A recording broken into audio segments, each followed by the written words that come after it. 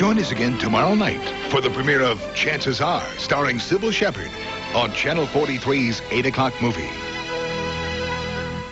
Dabney Coleman, Sean Young, and Demi Moore. Pull the plug. Young Doctors in Love. Premiering Sunday at noon on Channel 43.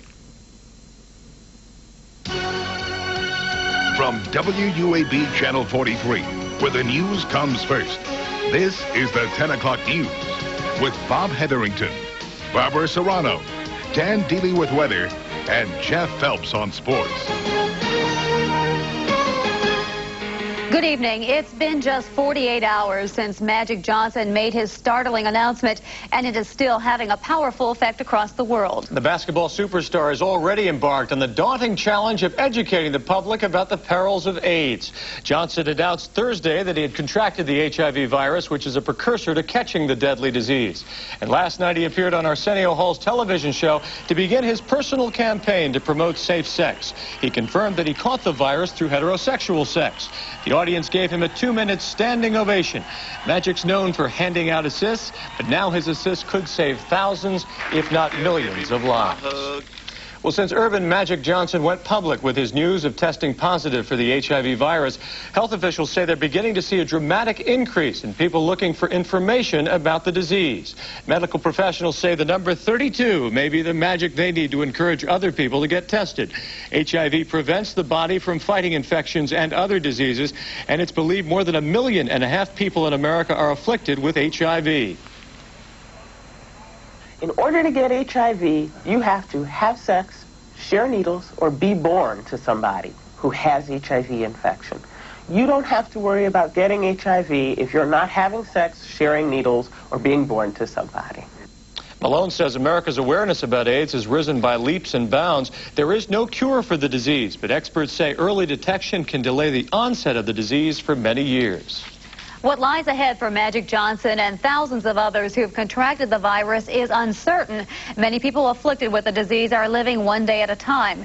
But as Betty Halliburton reports, with proper medication, symptoms and even death can be delayed for years.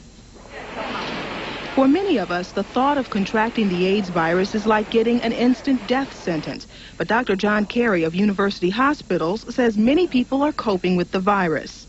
It means that you're going to have to take care of yourself in certain ways. It means that you're going to have to take medication.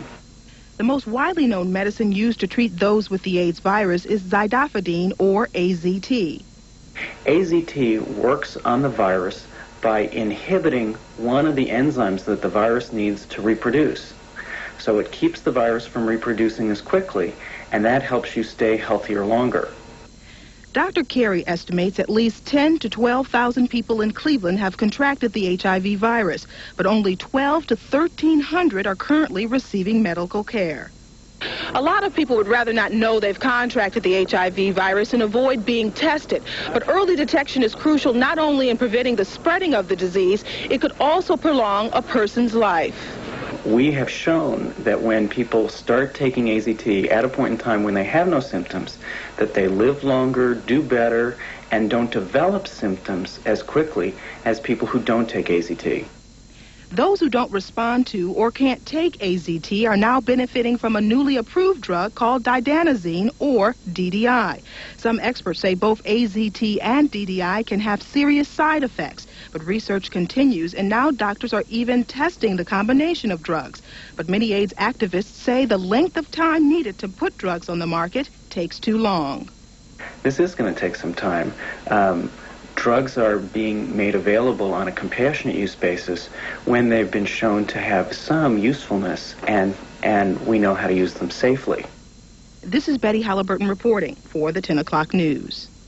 As you've just seen, with medical advances, AIDS patients are living longer and some say healthier lives. But many in the gay community are concerned that more attention has not been given to those suffering from this deadly disease. Harry Boomer talked with a gay health consultant today about the latest upsurge of interest about AIDS. Harry? The fact that Magic Johnson told the world about his testing positive for the HIV virus has brought a lot of recent awareness to the disease. Many Americans now understand what those affected by AIDS have known for years. AIDS can kill, and anyone can get it. Why does it have to take someone of great celebrity status to bring attention to this issue? That's the $64,000 question. Here's another. Has there been a discriminatory attitude concerning AIDS? Buck Harris says there has been far too much apathy surrounding the AIDS issue. I think there was a sense of calm in the world that they must be doing something about AIDS, because I don't hear much about it anymore. So it must be getting better. I must not need to worry anymore. Well, you know, now people need to know they still need to worry. The attention AIDS is getting now because of what has happened to Magic has caused people to fear catching the disease. But Harris says that's not enough. Fear is a transitory emotion. It just doesn't last long at all. And so people say, wow, Magic Johnson got it? Ooh, I better be careful. For about a week. At least in the short term, it seems to have had an effect on how people feel about high-risk behavior. Makes you think that, you know, if I am going to have sex, I'm going to have to be safe and watch out and beware. Everybody know now it's not a gay disease. It's an everybody disease. It can happen to anybody, me, you. Anybody can get AIDS. Buck Harris, who's been a public health advisor since 1983, says it's foolish to start saving for a child's college career when that child can be dead by the time he or she is 18 years old as a result of being exposed to the HIV disease when he or she are in their early teens. All right, good advice. Thanks, Harry. Harry Boomer reporting live from our newsroom. 2 early morning traffic accidents have ended in tragedy, claiming the lives of 2 Northeast Ohio men. Lyndhurst police say at about 1:45 this morning, a Honda Civic driven by Benjamin Bergens of Akron ran off Brainerd Road and then burst into flames after striking a utility pole. An unidentified passenger in the car was killed. Bergens has been charged with aggravated vehicular homicide and will be arraigned on Tuesday in Lyndhurst Municipal Court. And in Elyria, the State Highway Patrol says a 2-vehicle accident in Wellington Township ended in death for a Grafton man.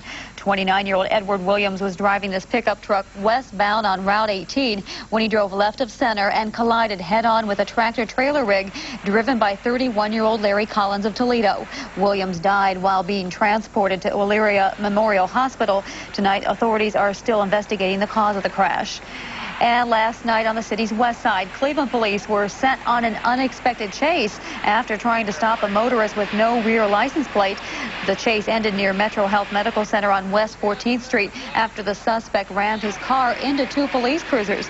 3 officers injured on the scene sustained minor injuries. Authorities say the driver of the car is in jail tonight and faces possible charges of felonious assault. Firefighters tonight are warning that a faulty gas furnace can be deadly. This after a terrible accident in this Chicago home yesterday, which left 10 family members dead, the victims of carbon monoxide poisoning. Fire officials believe a faulty furnace circulated the deadly gas through their home. The victims were discovered by family friends who hadn't heard from them in 2 days. This teenager's girlfriend was among the dead. You said that her mom had blood on her head. No, on her nose. On her nose. Yeah, and so Louis had some blood too. A couple, you know, I didn't go in the basement because I was afraid, you know, I was just scared. So they're saying someone, one of my friends, his name was Chavo, who was his brother, her brother, he was in the basement dead.